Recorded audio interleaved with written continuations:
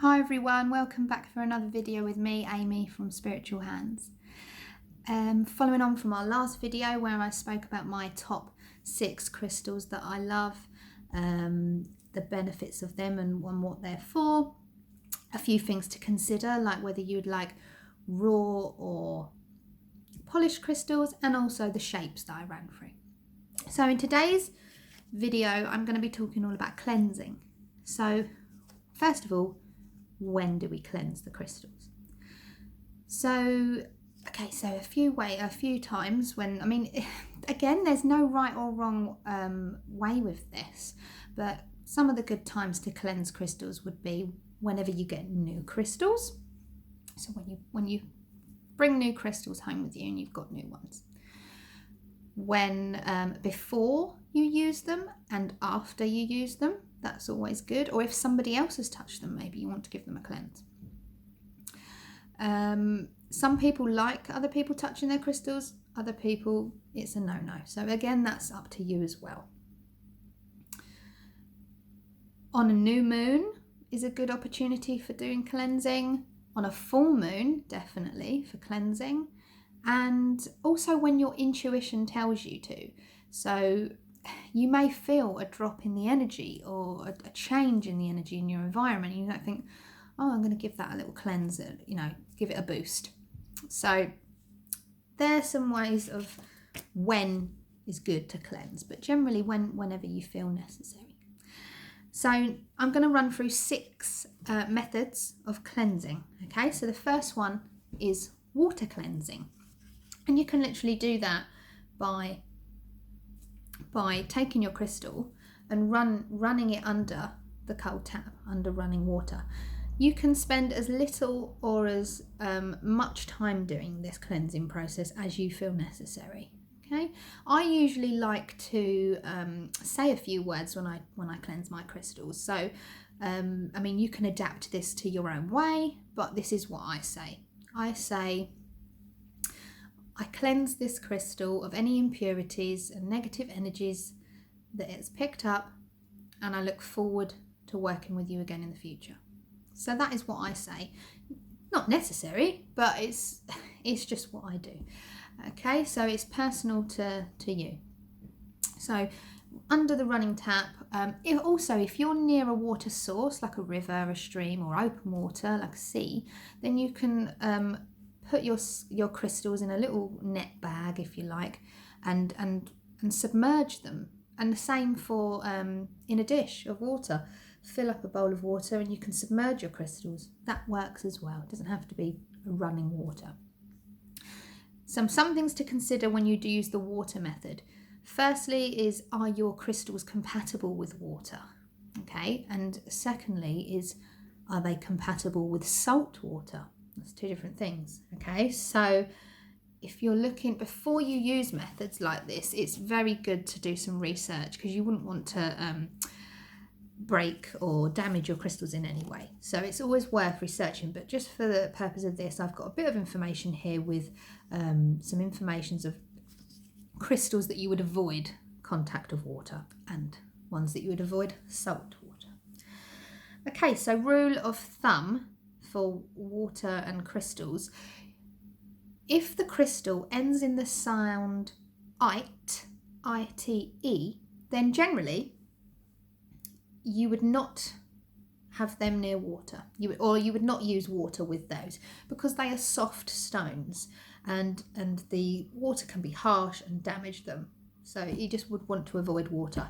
So things like selenite, kyanite, argonite, fluorite, the list goes on, angelite, labradite. You do not mix them with water. There are a few exceptions as well that are on this non-water list. Gypsum, tangerine quartz. Now, quartz are usually fine for water. You've got clear quartz, and amethyst is a type of quartz. They're rose quartz, they're fine, but tangerine is on the list. So for some reason, tangerine quartz you would not do. Opal, turquoise. Okay, just to name a few, but definitely worth researching this. And as far as sea salt, so water from the seawater, you would, again, opal is on the list, fluorite, carnelian, I think that's how you pronounce that one, lapis and lazuli, so there's a few there. So again, definitely do a bit of research if you're thinking of using that method. Another way of method of cleansing is through sound. Sound as in the vibrations that will surround and penetrate the crystal. And this can be through our voice, through maybe chanting or singing. It can be through musical instrument, through a tuning fork, maybe even a singing bowl, if you've ever heard of one of those. So sound is very good. With these cleansing methods, you don't have to stick to just one as well. You can use a combination of a few. It's up to you. It's really up to you. So there's two ways. Another way is through sacred smoke. And what I mean by that is like an incense, or so you can use a white sage, which is commonly used for smudging, or like an actual incense stick, where you would literally burn the end, and the same there, and then it would create an incense. And you would usually get a little fan or a piece of paper, or you can use your hand, and waft the incense over and around your crystal. Again, you can say something while you're doing this. I do, but it's not necessary. You don't have to. So that is another method. Another way is to use other crystals. Now, some crystals are self-cleansing. Examples of that would be amethyst, citrine, so amethyst, citrine, selenite, and clear quartz. So these are self-cleansing crystals, but not only do they cleanse themselves, they cleanse other crystals as well, which is fantastic. So I have, like I showed you in another video, this lovely amethyst druze, and it's like a crystal bed, and I tend to put my crystals on top. So some of my crystals will sit on top of this as a cleanser. So it's, even though they're sitting there, it's working. So that is an example of how you can use other crystals to cleanse. Okay, so yeah.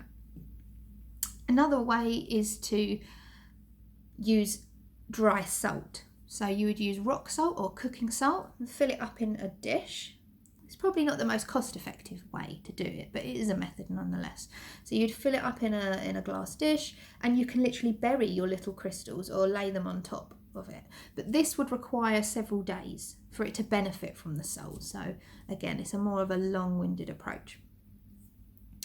Now, obviously, after that process is finished, you would then look to run your crystals under the tap to clean off any salt residue, if your crystals are compatible with water. If they're not, then you would miss that one out totally. And obviously the salt that's left in the dish you would need to discard. You cannot be consuming that and using that again, so it's a little bit of a waste in that sense. Okay, so one way of avoiding getting round the crystals that are not compatible with water when you need to rinse them from the salt is to do non-contact salt. And what that is you'd fill the dish up with salt like you would before, but then you would use like a clear tumbler glass, pop that inside, and then your crystals in the glass. So the glass itself would not hinder this this method. The crystals would still benefit from the salt, and the salt would still draw away any negative energies from the crystal. The salt is a natural mineral. Okay, so that is another way. And lastly of the 6 that I'm mentioning is burying your crystals. So you can bury your crystals in the earth or the soil. So if you have a little patch of land outside or a garden, you may want to bury your crystals in the earth. But if you are doing this, bear in mind to pop a little marker there so you don't lose them forever, unless of course you want them there, because some people like to keep them there to protect maybe their ground or their home. So Alternatively, if you have an indoor pot plant, you may want to put a little bit in a bit of soil and leave it overnight, and for a few days, that's absolutely fine. So there's 6 ways there of how you can cleanse your crystals.